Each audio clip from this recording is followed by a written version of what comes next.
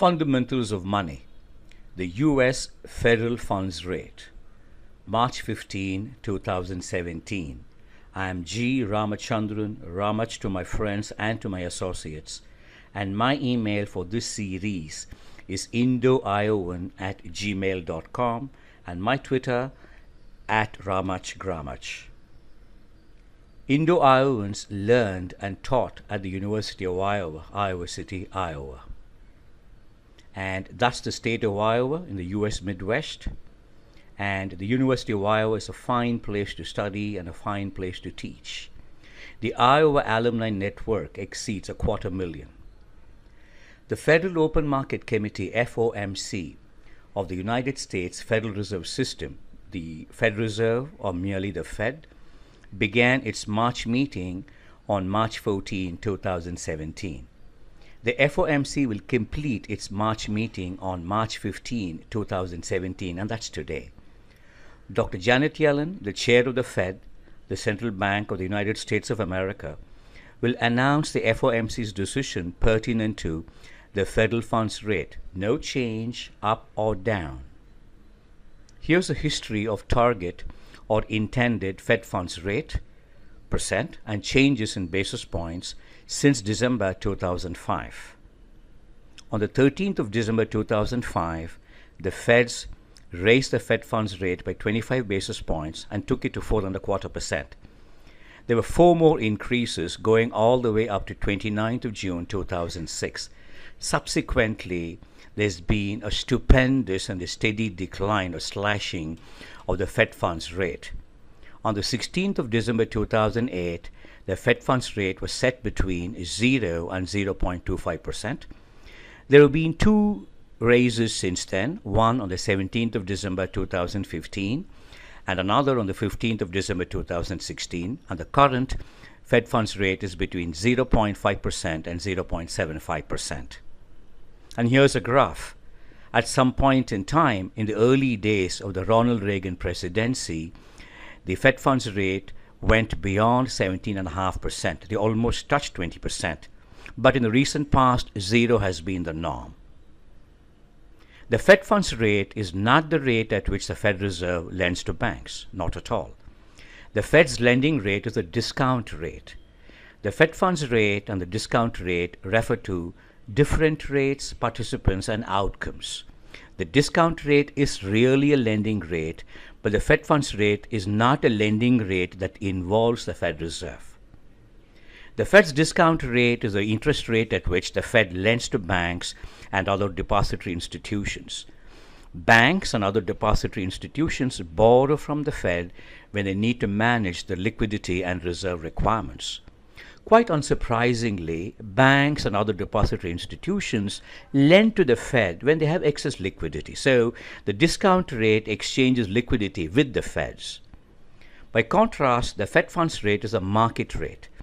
The Fed funds rate is the interest rate at which banks and depository institutions lend their reserve balances to other banks and other depository institutions overnight and on an uncollateralized basis. There's no collateral. The Fed funds rate is a market rate or a range of market rates at which banks borrow from one another and lend to one another. So the lender is not the Federal Reserve System here. It's some bank to another bank, which is the borrower. The Fed funds rate is a function of changes in money liquidity effected by the FOMC. That's where they have their role. The FOMC acts in a manner that alters money liquidity. A decrease in the Fed funds rate is brought about by expanding liquidity. The FOMC acts in a manner that alters money liquidity. An increase in the Fed funds rate is brought about by shrinking liquidity.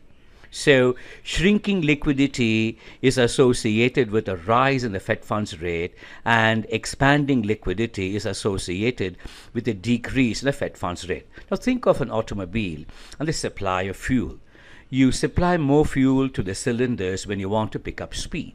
And when you want to decelerate the vehicle, you cut down the supply of fuel. So fuel and money, in the context of money liquidity provided by the FOMC, are analogous here. The Fed's motives. The FOMC acts to expand liquidity when the economy is struggling to gather pace. By contrast, the FOMC acts to shrink liquidity when the economy is struggling to control its pace. So, in the second instance, you need to shrink liquidity because you think the economy is going out of control. In the first instance, you need to add liquidity because you think the economy has yet to overcome friction and inertia. The intended or the targeted outcomes here, when the FOMC acts to expand liquidity, the Fed funds rate comes down. When the FOMC acts to shrink liquidity, the Fed funds rate goes up. So the indicator here is the Fed funds rate. The actual causality lies with the liquidity changes brought about by the FOMC. So when the Fed funds rate goes up, the raging economy slowed down. It's tamed. So is that good news? In particular, is that good news for the US dollar? That's a question we need to ask because in the context of fundamentals of money, we need to know the relationship between the Fed funds rate and the value of the US dollar. When the Fed funds rate goes up, would the USD rise? Some economists, analysts, and journalists think so. They say when the Fed funds rate goes up, the USD should or would rise. And let me say this again. Some economists, analysts, and journalists think that when the Fed funds rate goes up, the USD should or would rise. And I think they should be kidding. Kids are very imaginative. They are right sometimes and they are wrong sometimes.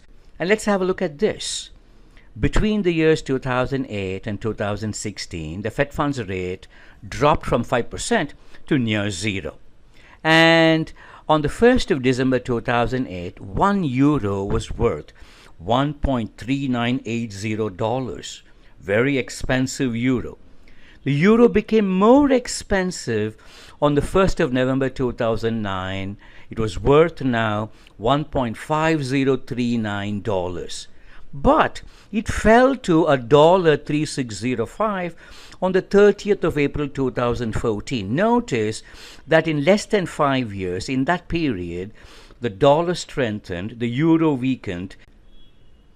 Notice now that the dollar strengthened, the euro weakened between November 1st, 2009 and April 30th, 2014, though there was no change in the Fed funds rate. The Fed funds rate didn't go up. It remained stationary. And currently, the euro is super weak. The dollar is super strong. 1 euro is now worth merely $1.0937, and that data comes from 1st of January 2016. Incidentally, the dollar has further strengthened to $6 per euro. Consider the US dollar index. The dollar index was under 80 at the beginning of 2014. And at the beginning of 2015, the dollar index went past 95. It's currently over 100. It's about 101.5. So the dollar index has gone up in a period that's between 2014 and 2015 when the Fed funds rate didn't go up. So there are other factors that move the value of the dollar or move the value of the euro. So before I finish, here's this for you to think about. India imports a whole lot of crude oil. A soft dollar, that means a strong rupee, say $1 is worth merely 30 rupees instead of the current 65.55 rupees, would be very good for India. This would be delightful. So why doesn't the Reserve Bank of India raise rupee interest rates to say 25% per annum or more? At $1 equals 30 rupees, India would be able to import a whole lot of edible oil and pulses too.